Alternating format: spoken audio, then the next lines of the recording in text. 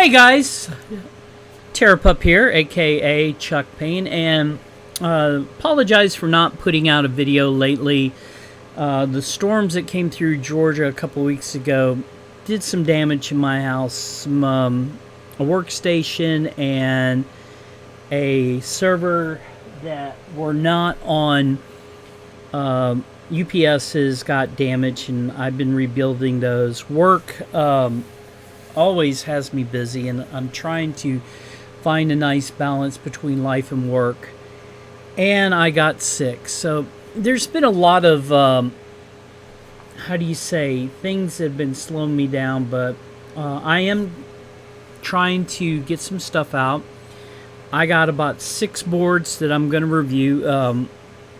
Some of them are going to be kind of behind the times because people like ETA Prime, Jeff Geardenly, and Explaining Computers, those guys have got stuff out. And part of the reason I wanted to do my own review is I really respect those guys because they hit on a lot of stuff, and I'm gonna be trying to change my format as like the odd man out.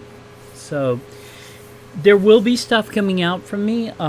It's gonna come soon as I can get a balance. But I wanted to put a quick video out, and this is kind of a rant, so I apologize for this. And the reason I'm ranting is it's like every 3 to 4 months an article appears about Raspberry Pi alternatives. As you see, I got the history of computers.com. This is an article they released back in December. This is the 3rd time in my feed that it's popped up, and the reason it irks me is, I get it.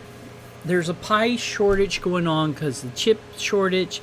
The Raspberry Pi Foundation has stated that they are working to help us out.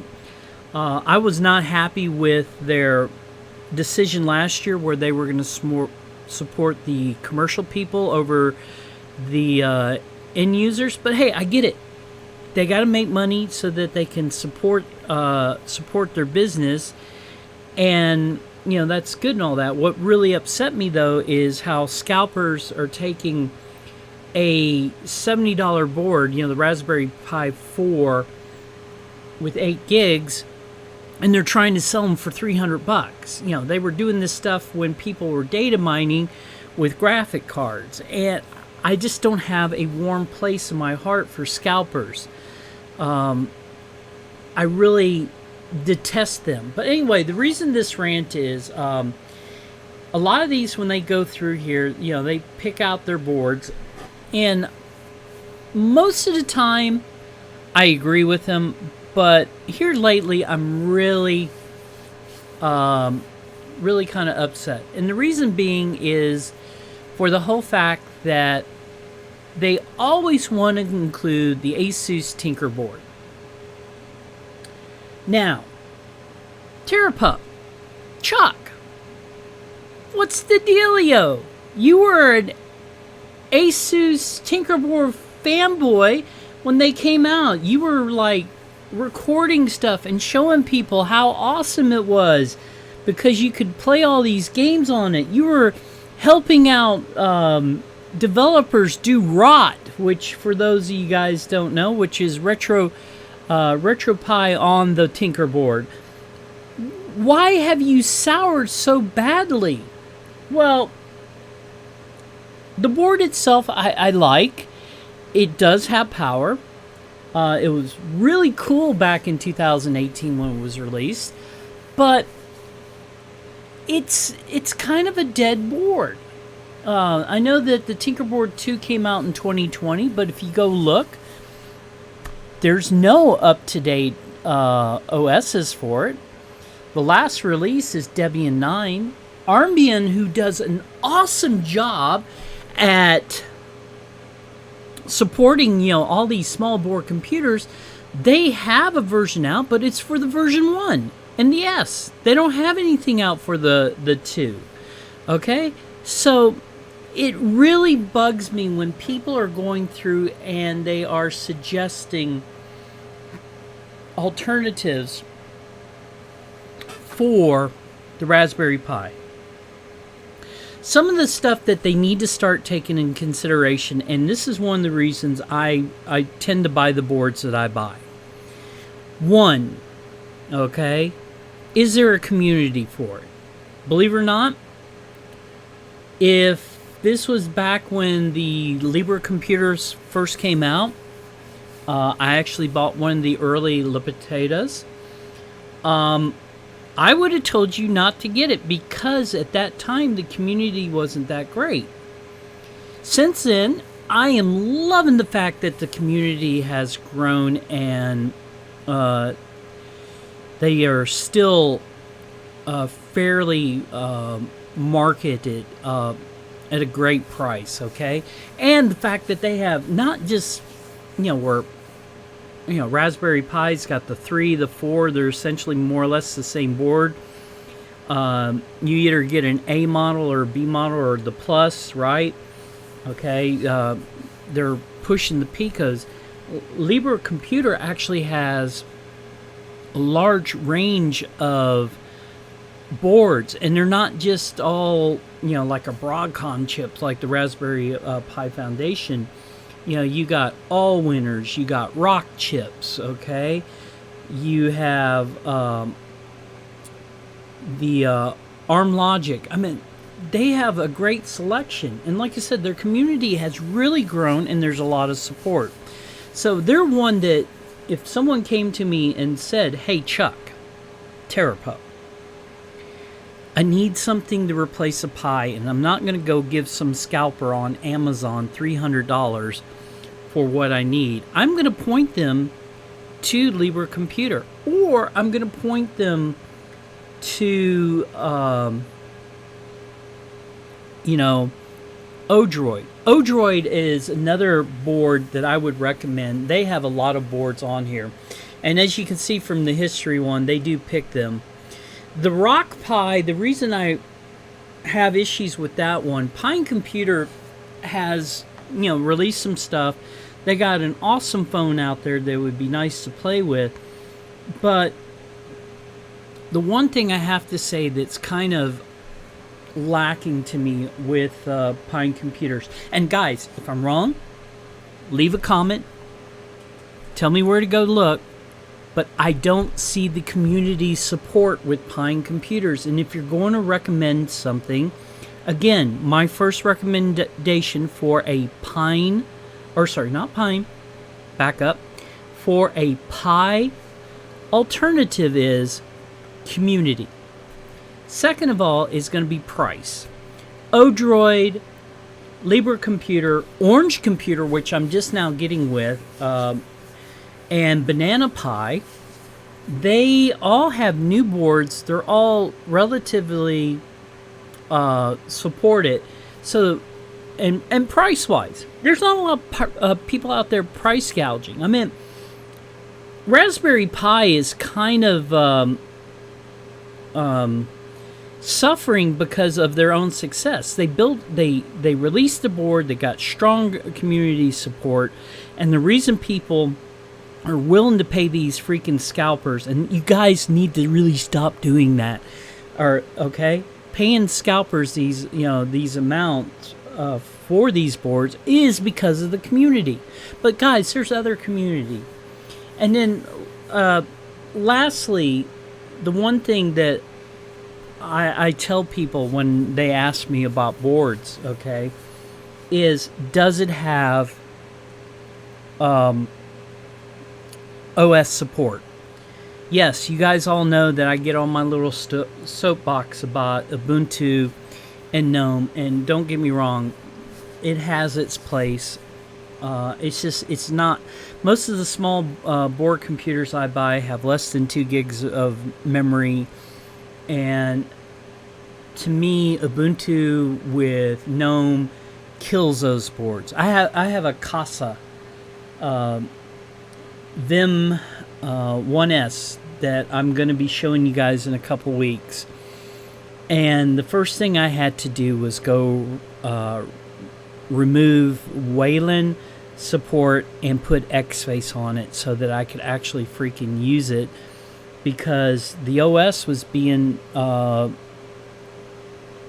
dominated by Wayland and GNOME, and that's Ubuntu's their bread and butter. Okay, honestly, the couple versions, and you'll hear me on the record, that I like from Ubuntu, I love their X-Face or XFCE for those that call it that, and I love their LXQT. Oh my God, LXQT it's very nice, very lightweight. Oh, and LXDE is another one that's very nice, great for these little boards. Okay. But let's go through this real quick. So overall, they said best overall ASUS Tinker board. Not!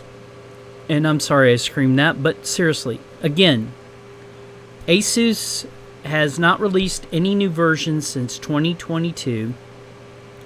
There's not a community for it, and there is not an up-to-date OS. So again, guys, if you see articles where... Oh, and by the way, a lot of these articles I've been seeing, they look like cookie cutter articles. It's like a bunch of friends got together who work for different tech publications, and they just decided that they were going to release something. I mean, ZDNet has an article that's so similar to this, it's disgusting.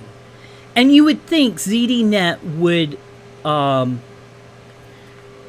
go out there and do better researching. It's like lazy tech journalism. Okay? I'm dyslexic, and if I could write better, I would go out there and write better articles. Because, again, anyway, so again, disagree with you, history of computers. ASUS Tinker board, avoid it. It's dead. 2017, 2018, it was a great board. Awesome board. The Rock chip 3288 that it had was very powerful. The only thing that really sucked was the price. Back then it was $75. You got this awesome heatsink on it, but nowadays it's dead. I agree with History Computers on the Libra computer. In the last 3 months, I have purchased close to 12 of their devices. When I saw the Lee Potato came back in stock and it was $35, I was like, oh, let me buy another one. And I did, and I then bought a couple more, and I'm actually using them for projects. And then I saw that they had the Renegade board that's very nice, Rock chip as well. And you can get that in a 2 and 4 gig. Very powerful. Yes, they don't have the display cables that a lot of people like, but there are workarounds. And then the latest 2 that I got that I've never seen before, I got a titanium, which I am trying to get up, and I want to use it for media stuff because it's got a built-in microphone, and it does have a camera ribbon on it, and they're a Lafrit, which is more like a Pi-A. So Libra Computer, again, their community has grown. It's got the support. They're not on Discord, even though they'll tell you that they are. I went looking for them, couldn't find them, but that doesn't matter. Their forum and community is awesome, and they have several groups on Facebook if you're still into Facebook, okay? Rock Pi, again, I would say avoid it. And the only reason I tend to say that is because, again, it doesn't have the community. There are a lot of people that like to use it. Okay. Oh, and let me go back one thing. By the way, if you buy a Renegade with EMC and a wireless dongle, it's still cheaper and more supported than the ASUS Tinker board. Sorry, I keep going and beating that dead horse. Again, I don't know a lot of people who use the Rock Pi, okay? And this is not pine. This is the radix. The radix is growing very much in popularity. So yeah, I would say look at them. They're really coming into their own. It's a little bit confusing because the way they use there is a rock C4 and then the rock pi. So I'm standing corrected right now and saying that I made a mistake, but avoid the rock 64. That's the pine community. And again, if there's an awesome large support for those guys, go for it. I just don't see it, but radix is really growing. In fact, if I ever can get my order from Ameridroid, I have the rock 5B, which is an awesome board. In fact, it was so awesome that they're actually coming out with a rock 5A soon, which will be a Pi form factor, and I guarantee you check that one out. It's going to be a killer because it's from 4 gigs to 16 gigs, and how many boards can you actually say that can go up that way? So radix, I would agree with. They're a little bit more expensive. Their form is okay. Could be done a little bit better, just from what I see, seen and have been dealing with it. So yeah, Odroid. I don't want to sound like a fanboy, but I am. My first Odroid was an XU4, and that thing right there, I was hesitant to get it. I actually bought it directly from Hard Kernel's website, and oh my god, the price for it, the Retro Arena group that had did development for their version, and if you're in retro gaming, Odroid's really got some really nice stuff. But it was great, and after that I got a Go, and then I got an N2. The N2 Plus is the latest version. There's actually an N2L, which is more kind of like the Orange Pi 5 and in its form factor. It's smaller footprint, better power, and all that. But these guys in Korea, and their website and their forum, again, I constantly talk about community. Yes, with the Odroid folks, okay, their forum is very nice. They're up to date. They used to do a magazine. I would check them out. I wouldn't buy them off of Amazon and Hard Kernel. Sorry if that's you guys. Maybe you're putting your shipping in there, and I apologize. But buy directly from Hard Kernel. Those guys, minute you put payment in, you get it within a couple weeks. Okay, and believe it or not, their latest, the N2L is their latest board. But this past summer, when they released the Odroid M1, which almost looks like the N2 up there, I actually bought one, loved it, bought another one, and believe it or not, I'm using that to run some verts on. So it's really nice. Okay, so I agree with those. Okay, so again, the only reason I wanted to go on this little rant is because it really bugs me when I see people still putting the ASUS Tinker board out there as the best. Yeah, 2017, 2018 maybe, but ASUS is, that community's died. I mean, another community I think is better, but their boards are a lot more pricey, is NVIDIA with their Jetson series actually did a better, has a better community, but a lot of their stuff's for AI. It's not for like home users and things like that. So, but anyway, I'm going to stop here. I just wanted to go ahead and let you guys know what I think. I will have some more videos up. Uglyscale.press is up and I am working on getting content. And probably in mid-March, I am going to start doing Linux classes, okay? And I will be posting videos and on that, okay?